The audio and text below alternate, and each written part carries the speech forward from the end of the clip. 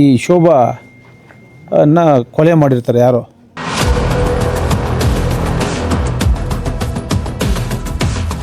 ಮೈ ಮೇಲಿದ್ದಂಥ ಒಡವೆಗಳನ್ನೆಲ್ಲ ಕಿತ್ಕೊಂಡು ಅವ್ರನ್ನ ಹತ್ಯೆ ಮಾಡಿದರು.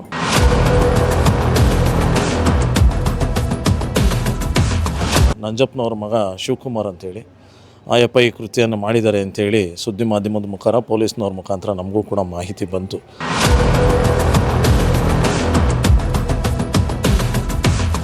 ನೆಲಮಂಗಲದಲ್ಲಿ ಬೆಚ್ಚಿ ಬೀಳಿಸುವ ಘಟನೆ ನಡೆದಿದೆ.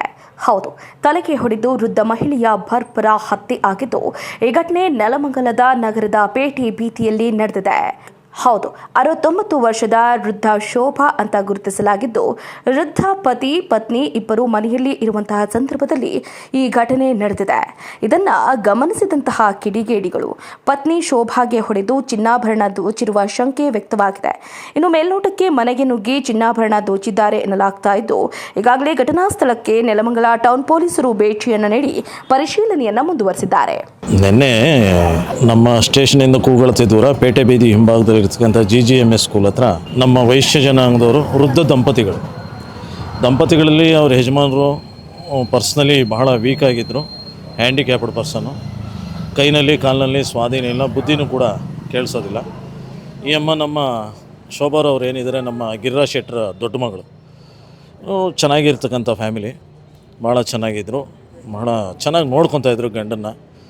ಜೊತೆಯಲ್ಲಿ ಅವ್ರಿಗಿದ್ದಂಥ ಒಂದು ಭಾಳ ಕೆಟ್ಟ ಅಭ್ಯಾಸ ಅಂತ ಏನು ಅಂದರೆ ಸ್ವಲ್ಪ ಒಡವೆಗಳನ್ನ ಜಾಸ್ತಿ ಧರಿಸ್ಕೊಂಡು ಓಡಾಡೋವಂಥ ವ್ಯವಸ್ಥೆಯಲ್ಲಿ ಇರ್ತಾಯಿದ್ರು. ಬಟ್ ಅವ್ರ ಶ್ರೀಮಂತಿಗೆ ಅದೇನು ಲೆಕ್ಕ ಇರಲಿಲ್ಲ.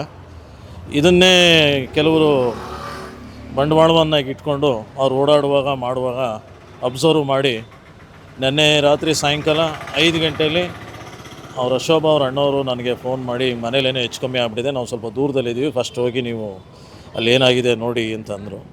ಸರಿ, ಹೋಗುವಾಗ ನಮ್ಮ ಮಾಧ್ಯಮ ಮಿತ್ರರಿಗೆ ಫೋನ್ ಮಾಡಿ ಸ್ಟೇಷನ್ಗೆ ಫೋನ್ ಮಾಡಿ ಅಲ್ಲಿ ಹೋದಾಗ ಅವರ ಹತ್ಯೆ ಆಗೋಗಿತ್ತು. ಮೈ ಮೇಲಿದ್ದಂಥ ಒಡವೆಗಳನ್ನೆಲ್ಲ ಕಿತ್ಕೊಂಡು ಅವ್ರನ್ನ ಹತ್ಯೆ ಮಾಡಿದರು.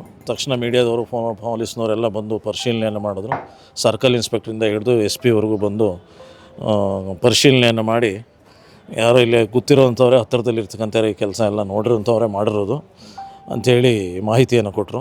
ಮತ್ತು ರಾತ್ರಿ 9 ಗಂಟೆವರೆಗೂ ಪೊಲೀಸ್ನವರು ಬಹಳಷ್ಟು ಜವಾಬ್ದಾರಿ ತೊಗೊಂಡು ಕಾರ್ಯಾಚರಣೆಯನ್ನು ಮಾಡಿದ್ರು. 9 ಆಗ್ತಿದ್ದಂಗೆ 10 ಗಂಟೆ ಅಷ್ಟೊತ್ತಿಗೆ ಇಂಥ ವ್ಯಕ್ತಿನೇ ಮಾಡಿದ್ದೇನೆ ಅನ್ನೋ ಮಾಹಿತಿ ಪೊಲೀಸ್ನವ್ರಿಗೆ ಗೊತ್ತಾಯಿತು. ನಮ್ಮ ಗುರುಗಳಿಗೆ ಯಾರೂ ತಿಳಿಸ್ಲಿಲ್ಲ. ಇದಾದ ನಂತರ ಮತ್ತು ಬೆಳಗ್ಗೆ ಅವ್ರ ಮನೆ ಎದುರುಗಡೆನೇ ಇರ್ತಕ್ಕಂಥ ಅವರು ಪ್ರಸಿದ್ಧ ವರ್ತಕರೇ, ಅವ್ರ ಮಗ ನಂಜಪ್ಪನವ್ರ ಮಗ ಶಿವಕುಮಾರ್ ಅಂತೇಳಿ ಆಯಪ್ಪ ಈ ಕೃತ್ಯವನ್ನು ಮಾಡಿದ್ದಾರೆ ಅಂಥೇಳಿ ಸುದ್ದಿ ಮಾಧ್ಯಮದ ಮುಖಾಂತರ ಪೊಲೀಸ್ನವ್ರ ಮುಖಾಂತರ ನಮಗೂ ಕೂಡ ಮಾಹಿತಿ ಬಂತು. ಬಟ್ ಈ ನಡುವೆ ಇದನ್ನೆಲ್ಲ ಆಗ್ತಾ ಇರೋವಂಥದ್ದು ಏನು ಕಾರಣ ಅಂತಂದರೆ ಚಿನ್ನದ ವ್ಯಾಲ್ಯೂ ಜಾಸ್ತಿ ಆಗ್ತಾಯಿದೆ.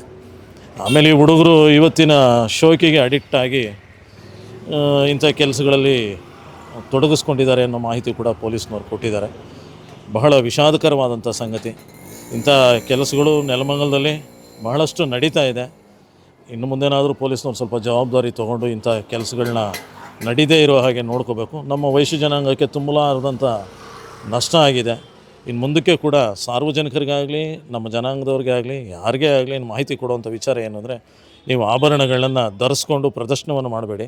ಆಭರಣವನ್ನು ಕೊಂಡ್ಕೊಂಡಿರ್ತಕ್ಕಂಥ ಆಭರಣವನ್ನು ಭದ್ರತೆಯಾಗಿ ಇಟ್ಕೊಂಡು ನಿಮ್ಮ ಆಪತ್ಕಾಲಕ್ಕೆ ಬರುವಂಥ ವ್ಯವಸ್ಥೆಯನ್ನು ಮಾಡ್ಕೊಳ್ಳಿ ವಿನಃ ಈ ರೀತಿಯಾಗಿ ನಿಮ್ಮ ಜೀವಗಳನ್ನು ಕೊಡುವಂಥ ವ್ಯವಸ್ಥೆಗೆ ಮಾಡ್ಕೋಬೇಡಿ ಅಂಥೇಳಿ ಸಮಸ್ತ ವರ್ತಕರ ಪರವಾಗಿ ಹಾಗೂ ನಮ್ಮ ವೈಶ್ಯ ಕುಲ ಬಾಂಧವರ ಪರವಾಗಿ ಈ ಮಾಹಿತಿಯನ್ನು ನಿಮ್ಗೆ ಕೊಡ್ತಾ ಇದ್ದೀವಿ. ಅಂದರೆ ಏನಾಗಿದೆ ಇವತ್ತು ಜನ್ರೇಷನ್ನು ಇರ್ತದಕ್ಕಿಂತ ಮುಂದಕ್ಕೆ ಕೈ ಚಾಚುವಂಥ ಜಾಸ್ತಿ ಆಸೆ. ನಾವೇನೋ ಮಾಡ್ತೀವಿ ಮಾಡ್ತೀವಿ ಅನ್ನೋ ಅಂತ ಹೋದಾಗ ಇರೋ ದುಡ್ಡನ್ನು ಕಳ್ಕೊತಾರೆ. ಕಳ್ಕೊಂಡವರೆಲ್ಲ ಈ ಕೃತ್ಯ ಮಾಡೋಲ್ಲ. ಅದರಲ್ಲಿ ಕೆಲವರು ಮಾತ್ರ ಇಂಥವರು ಈ ಕೃತ್ಯಕ್ಕೆ ಇಳಿದ್ಬಿಟ್ಟಿದ್ದಾರೆ. ಈ ಅಪ್ಪನೂ ಒಳ್ಳೆಯವನೇ, ಬಟ್ ಮೈಂಡ್ ಯಾವ ಥರ ಏನಾಯಿತು ಏನು ಅನ್ನೋದು ಯಾರಿಗೂ ಗೊತ್ತಾಗ್ತಾ ಇಲ್ಲ. ಈ ಒಂದು ಸಂದರ್ಭದಲ್ಲಿ ಅವ್ನಿಗೆ ಯಾವ ಬುದ್ಧಿ ತೋಚ್ತೋ ಏನಾಯಿತು, ಬಟ್ ಇವ್ರ ಹತ್ರ ಸಾಲ ಮಾಡಿರೋದಾಗಲಿ ಇನ್ನೊಂದಾಗಲಿ ನಮಗೆ ಗೊತ್ತಿಲ್ಲ.